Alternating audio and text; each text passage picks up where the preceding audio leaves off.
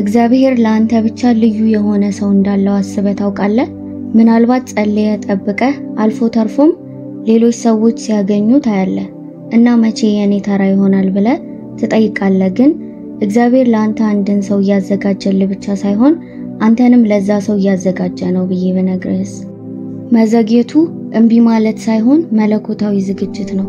እግዚአብሔር የትዳር አጋርህን እንዴት እንደሚያስተዋውቅህ ላሳይ እፈልጋለሁ። በድንገት አይደለም፣ በእድል አይደለም፣ ነገር ግን ፍጹም በሆነው ዕቅዱ ከመወለዳችን በፊት እግዚአብሔር የፍቅር ታሪካችንን ከረጅም ጊዜ በፊት ጽፎ በልባችን ውስጥ ያለውን ናፍቆት ከመሰማታችን በፊት እርሱ አስቀድሞ ለኛ ዕቅድ ጽፏል። ይህም ደግሞ ለኛ ያሰበውን ሰው ጨምሮ እኛ በህይወት ውስጥ የትዳር አጋራችንን መቼ ወይም እንዴት እንደምናገኝ እያሰብን ዓመታትን ልናሳልፍ እንችላለን። ነገር ግን እግዚአብሔር ፈጽሞ አይዘገይም። ጊዜው ሁሉ ጊዜ ፍጹም ነው። መንገዶቹም ከአይምሯችን በላይ ናቸው። አብርሃምን አስቡ። እግዚአብሔር እንደ ከዋክብት ብዛት ዘሮች እንደሚኖሩት ቃል ገባለት። ነገር ግን ብዙ መጠበቅ ነበረበት። አብዛኞቻችን እንደ አብርሃም እንሆናለን፣ እንጓጓለን፣ እንጀምራለን። የራሳችንን ዕቅድ ማውጣት፣ ፈጽሞ ለኛ ያልታሰቡ ግንኙነቶችን ማሳደድ እና ነገሮች እንዲከሰቱ ለማስገደድ መሞከር። ነገር ግን እግዚአብሔር ትዕግስት በማጣታችን አይነቃነቅም፣ በእምነታችን ይነቃነቃል። እርሱም ሙሉውን ማየት ባንችልም እንኳን እርሱን እንድንታመን ይፈልጋል። ሌሎች ፍቅርን በቀላሉ የሚያገኙት ለምን እንደሆነ ትጠይቅ ይሆናል። ስትጠብቅ ትጠይቅ ይሆናል። እነዚህ ናቸው ብለህ ያሰብካቸው ግንኙነቶች ለምን በልብ ስብራት እንደጨረሱ፣ ነገር ግን እግዚአብሔር ላንተ ጥበቃ እያረገልህ ሊሆን ይችላል። ፍቅር ነው ብለህ ያሰብከው የነበረው እግዚአብሔር ካዘጋጀልህ እውነተኛ ፍቅር እያዘናጋ ነበረ። እግዚአብሔር ፍቅርን ካንተ ጋር አይቃወምም። እጅግ የላቀ ነገርን ጠብቆ እያቆየ ነው። ብዙ ጊዜ እግዚአብሔር ትክክለኛውን ሰው በህይወታችን ውስጥ ያመጣ ዘንድ እንለምነዋለን። ግን የተሻለው ጥያቄ እኛ ትክክለኛ ሰው እየሆንን ነው ወይ? የትዳር አጋራችንን መቼ እንደምናገኘው ከመጨነቃችን በፊት እግዚአብሔር ያንን መለኮታዊ ሹመት ዝግጁ ወደ ሆነ ሰውነት ለመለወጥ ትኩረት መስጠትን አለብን። ላንተ በሚመችበት ጊዜ የትዳር አጋርህን አያስተዋውቅህም። አንተ ስትዘጋጅ ያስተዋውቃል። እምነትህ በበዛ ጊዜ፣ ልብህ ከፈቃዱ ጋር ሲጣጣም፣ እግዚአብሔር ያንን ሰው ወደ ህይወት ሲያመጣው ያ ሰው በግዳጅ አይደለም፣ ሸካራ አይሆንም፣ ግራ መጋባት አይኖርም፣ ሰላም ነው። ለአንተ የጻፈው የፍቅር ህይወት በእርሱ መኖር በዓላማውና በኃይሉ ምልክት ያደርግበታል። በእርሱ ላይ እምነት ይኖርህ። እርሱ ራሱ የፍቅር ደራሲ ነው። እግዚአብሔር የትዳር ጓደኛን ብቻ አይሰጥህም። ያንን ሰው ወደ ህይወት ከማምጣቱ በፊት ያዘጋጃል። በመጀመሪያ የሚሰራው በአንተ ላይ ነው። ባህሪህን ይቀርጻል፣ ልብህን ያንጻል፣ ትምህርቶችን ያስተምርሃል። ብዙ ጊዜ ፍቅርን እንመኛለን፣ ነገር ግን ፍቅር ብስለት፣ ትዕግስትና ከአምላክ ፈቃድ ጋር የተስተካከለ ልብ እንደሚፈልግ አንገነዘብም። ስለ ዮሴፍ በመጽሐፍ ቅዱስ ውስጥ አስቡ። ወደ ዕጣ ፋንታው ከመግባቱ በፊት ፈተናዎችን ማለፍ ነበረበት። ክህደት፣ ችግርና መጠበቅ። እግዚአብሔር ለወደፊት ህይወቱ ቀድሞ ቢያስተዋውቀው ኖሮ ዝግጁ አይሆንም ነበር። ግን እኛ ትክክለኛውን ሰው እየሆንን ነው። በመታዘዝ ውስጥ እየተጓዝን ነው። የታማኝነት ህይወት እየኖርን ነው። እግዚአብሔር ሁለት የተሰበሩ ሰዎችን ይጠገናሉ ብሎ አንድ ላይ አያደርጋቸውም። ግን መጀመሪያ ያለፉትን ቁስሎችህን ይፈውሳል፣ እምነትህን ያጠነክራል፣ በእርሱ ላይ መደገፍን ያስተምርሃል። የዝግጅት ጊዜ ቅጣት አይደለም፣ የእግዚአብሔር ጥበቃ ነው። እግዚአብሔር በጣም ስለሚወድህ ዝግጁ ከመሆን በፊት ሊሰጥ አይፈልግም። ግንኙነታችሁ በራስ ወዳድነት ወይም ባልተፈወሰ ህመም ላይ የተመሰረተ ሳይሆን በእምነት ላይ የተመሰረተ እንዲሆን ይፈልጋል። ስለ ፍቅር ብቻ አይደለም፣ ስለ ዓላማ ነው። እግዚአብሔር ሁለት ሰዎችን አንድ ላይ ሲያመጣ በድንገት ብለህ ልትጠራው ትችላለህ፣ ወይም በአጋጣሚ እንዳገኛችሁት ልታስቡ ትችላላችሁ። ነገር ግን በእውነቱ እግዚአብሔር መንገዳችሁን ከረጅም ጊዜ በፊት እያስተካከለ ነበር። ስለ ሩትና ቦዔዝ አስቡ። ሩት ባል የሞተባት የተሰበረችና ስለ ወደፊቷ እርግጠኛ ያልነበረች ሴት ነበረች።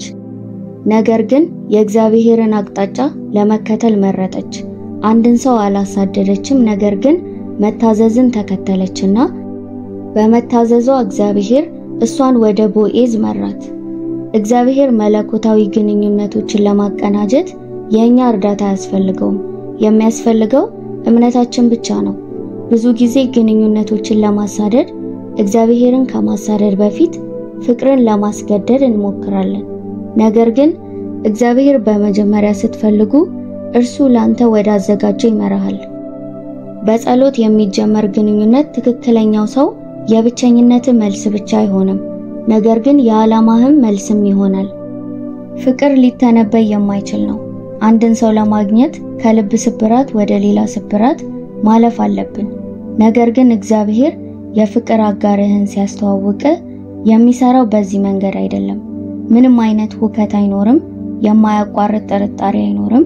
ነገሮችን ለማስማማት ማስገደድ አያስፈልግህም። የፍቅር ታሪኩ በሰላም ተጽፏል። ስለ አዳምና ሔዋን አስቡ። አዳም የነፍሱን የትዳር ጓደኛ መሄድ መፈለግ አልነበረበትም። እግዚአብሔር ሔዋንን ለእሱ በትክክለኛው ጊዜ አመጣለት። ራሱ እግዚአብሔር ዛሬም የፍቅር ታሪኮችን እየጻፈ ነው። እግዚአብሔር ትክክለኛውን ሰው ሲያመጣልህ እነሱ እንዲወዱ ልታሳምናቸው አይኖርብህም። ትኩረታቸውንም ለማግኘት መታገል አይኖርብህም። ፍቅር የሚመጣው ከእግዚአብሔር በሰላም እንጂ በሁከት አይገለጽም። ዛሬ ብዙ ግንኙነቶች የተገነቡት ባለመረጋጋት ነው። አንድ ቀን በስሜት ፍቅር የተሞላ ነው፣ ቀጣዩን እርግጠኛ ባልሆነ ነገር የተሞላ ነው። ነገር ግን እግዚአብሔር በዋናው ፍቅር ውስጥ ጽኑ ነው። ማለት ምንም ተፈታታኝ ሁኔታዎች አይኖሩም ማለት አይደለም። ግን ሁል ጊዜም የታማኝነት የመከባበርና የእምነት መሰረት ይኖራል። በግንኙነት ውስጥ ከሆንክ ያለማቋረጥ በጥርጣሬ ጭንቀት ወይም ሁከት የተሞላ ግንኙነት ውስጥ ከሆንክ ራስህን ለመጠየቅ ጊዜው አሁን ሊሆን ይችላል። ምክንያቱም እግዚአብሔር ትክክለኛውን ሰው ሲያስተዋውቅ እየገመትክ አትቀርም። የምታገኘው ሰላም ትክክለኛውን እንደሆነ ይነግርሃል። አንዳንድ ጊዜ እግዚአብሔር የትዳር ጓደኛን ከማስተዋወቁ በፊት የተሳሳቱ ሰዎችን ከህይወትህ ማስወገድ አለበት። ብዙ ጊዜ ሊቆዩ የማይችሉ ግንኙነቶችን አጥብቀን እንይዛለን። ልናሳካቸው እንችላለን ብለን በማሰብ ራሳችንን እናሳምነዋለን። ነገር ግን እግዚአብሔር በጥበቡ አንድ ሰው ለኛ ትክክል እንዳልሆነ ያውቃል እና ስለሚወደን ብንጎዳም እንኳን ከህይወታችን ያወጣቸዋል። አንዳንድ ሰዎች በአንድ ወቅት በህይወት ውስጥ አሉ፣ ግን በህይወት ዘመን ውስጥ አይኖሩም እና እግዚአብሔር እንደዚህ አይነት ግንኙነት ከዓላማህ እያራረቀ እንደሆነ ሲያይ ያቋርጠዋል። ላንተ እንደ አለመፈለግ ሊሰማ ይችላል፣ ግን የእውነት የእግዚአብሔር ጥበቃ ነው። እግዚአብሔር ይሄ ግንኙነት እንዲሰራልህ የለመንክበትን ጊዜ አስብ። ከዛ ግን ወደ ኋላ ስትመለከት ታመሰግነዋለህ። የእርሱ ጸጋና ሥራ አልነበረበትም፣ ከእርሱ እንዳልነበር ትረዳለህ። አጥብቀ ለመያዝ ብትሞክርና በር ሲዘጋ ጨካኝ ስለሆነ ሳይሆን በጣም የተሻለ ነገር ስላለው ነው። ስለዚህ እግዚአብሔር አንድን ሰው ከህይወትህ እያስወገደው ከሆነ እመነው። ያላዘዘውን ልቀቀው፣ አትከታተለው። ነፃ ሊያወጣ እየሞከረ ያለው ምክንያቱም አንድን ነገር ሲወስድ ሁል ጊዜ እርሱ ለመረጠው ሰው ቦታ ለመፍጠር ነውና ፍጹም ፍቅሩን በሚያንጸባርቅ መንገድ ለሚወድ ሰው ነው። እግዚአብሔር በፍቅር ምክንያት ብቻ የትዳር አጋርህን አያስተዋውቅህም፣ ነገር ግን በዓላማ ነው የሚያስተዋውቅህ። ከትክክለኛው ሰው ጋር በፍቅር የምትወድቅበት ብቻ ሳይሆን ያንተን የህይወት ጥሪ ለመፈጸም የሚረዳህም ነው። እግዚአብሔር ሁለት ሰዎችን አንድ ላይ ሲያመጣ ስለ ስሜት ብቻ ሳይሆን ስለ ተልእኮም ጭምር ነው። እግዚአብሔር ለአዳም ብቻውን መሆን ጥሩ አይደለም። አዳም ጓደኛም ብቻ አይደለም፣ ረዳትን ሰጠው። ለህይወት እግዚአብሔር ያለው እቅድ ስለ ትዳር ብቻ አይደለም፣ ስለ ዓላማ ነው። የነፍስ ጓደኛ ትኩረትህን አይሰርቅህም። ከእግዚአብሔር እቅድ ወደ ውስጥ ጠልቀው ይገፉሃል። እምነትህን ያበረታታሉ፣ ቁርጠኝነትህን ያጠነክራሉ እና ከእርሱ ጋር በቅርብ እንድትሄድ ያነሳሷል። እግዚአብሔር ትክክለኛውን ሰው እንዲያስተዋውቅ እየጠበቅ ከሆነ በመጀመሪያ ትኩረትህን፣ ዓላማህን በእርሱ ላይ አድርግ። እርሱ ወደ ጠራ ነገር ግባ። ምክንያቱም ለእርሱ ፈቃድ ሙሉ በሙሉ ስትገዛ ፍቅርህን ማሳደድ አይጠበቅብህም፣ ቦታው ላይ ያገኘሃል። ጸሎት የእግዚአብሔርን ፍጹም እቅድ ያንተን የፍቅር ህይወት የሚከፍት ቁልፍ ነው። ብዙ ጊዜ ሰዎች ፍቅርን በገዛ ጥንካሬያቸው በማህበራዊ ክበቦች ወይም የግል ጥረቶችን ለማግኘት ይሞክራሉ። ነገር ግን ስትጸልይ በፍጹም ልብህን ከፈቃዱ ጋር ታስተካክላለህ። እርሱም ወደ ትክክለኛው ሰው ይመራሃል። እግዚአብሔር ያለው የነፍስ ጓደኛ ከፈለክ እግዚአብሔርን መፈለግ አለብክ። ፍቅር ለማግኘት አጭር ጸሎት ብቻ ሳይሆን የጸሎት አኗኗርም ጭምር ሆኖ ስሜትህን ለእርሱ ስትሰጥ ስትጸልይ እግዚአብሔር ልብህን ያዘጋጃል፣ ባህሪህን ያጠራልና ማንኛውንም ከእርሱ ካልመጣ ለማወቅ ማስተዋልን ይሰጣል። ጸሎቱ ስለ የነፍስ ጓደኛህን መጠየቅ ብቻ አይደለም። እግዚአብሔር እንድትሆን የጠራህን ሰው በጸሎት ስትጀምር እግዚአብሔር ልብህን እንዲመራ በፈቀድክ ጊዜ እርሱ በእምነት ላይ በተመሰረተ ግንኙነት እንጂ ጊዜያዊ ስሜቶች ላይ እንዳትሆን ይመራሃልና እግዚአብሔርን እየጠበቅ ከሆነ ዝም ብለህ አትጠብቅ፣ ጸልይ። ምክንያቱም ስትጸልይ ፍቅርን ብቻ አይደለም የምታገኘው፣ የእግዚአብሔርን ምርጥ ታገኛለህ። ምንም አይነት ግራ መጋባት የለም፣ ሰላም ብቻ ነው። ዓለም የምታስተምረው ፍቅር እርግጠኛ ባለመሆን የተሞላ ነው። ግንኙነቶች እውነተኛ ለመሆን የተወሳሰበ መሆን እንዳለባቸው ያስተምራል። ነገር ግን እግዚአብሔር የሚሰራው እንደዚህ አይደለም። ከእርሱ የሆነ ነገር በግርግር ሳይሆን በግልጽነት ይታወቃል። ማርያምንና ዮሴፍን አስብ። ህብረታቸው ፈተና የሌለበት አልነበረም። ነገር ግን እግዚአብሔር በመንገዳቸው ላይ ሰላምና ማረጋገጫ ሰጣቸው። ዮሴፍ በተጠራጠረ ጊዜ እግዚአብሔር ማርያም የእሱ መለኮታዊ ዕቅድ አካል እንደሆነች ሊያረጋግጥለት መልአክ ላከ። ፍቅር ከእግዚአብሔር ሲመጣ እርሱ ያረጋግጥልሃል። ማለቂያ የሌለው ጥያቄ አያስፈልግህም። ይቆዩ ይሆን ወይም ይተውት የሚል ፍርሃት የለም። ለአንተ ያለው የፍቅር ታሪክ የማያወላውልና በእርሱ ሰላም የተሸፈነ ነው።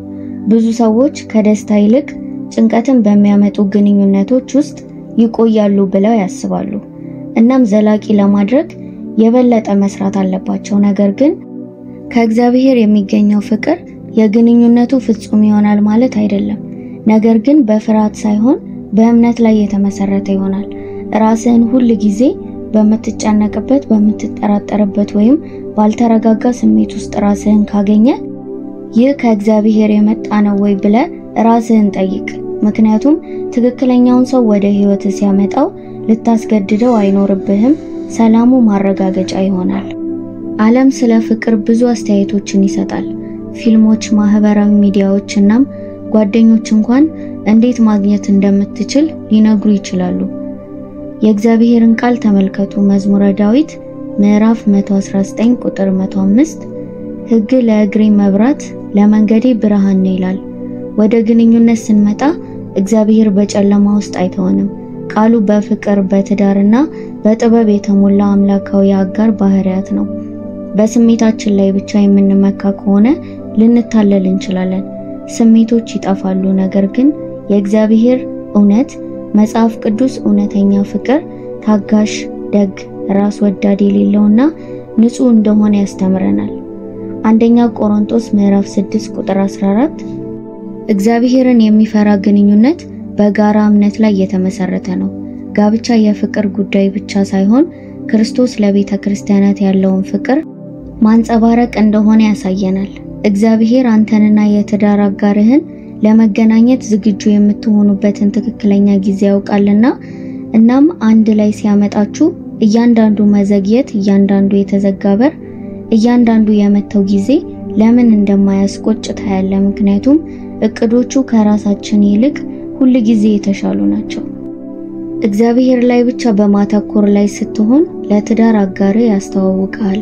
ብዙ ጊዜ ሰዎች ግንኙነታቸውን ዋና ማሳደዳቸው ያደርጉታል። ያለማቋረጥ ይፈልጋሉ፣ ተስፋ ያደርጋሉ፣ አልፎ ተርፎ መቼ አንድን ሰው እንደሚያገኙ ይጨነቃሉ።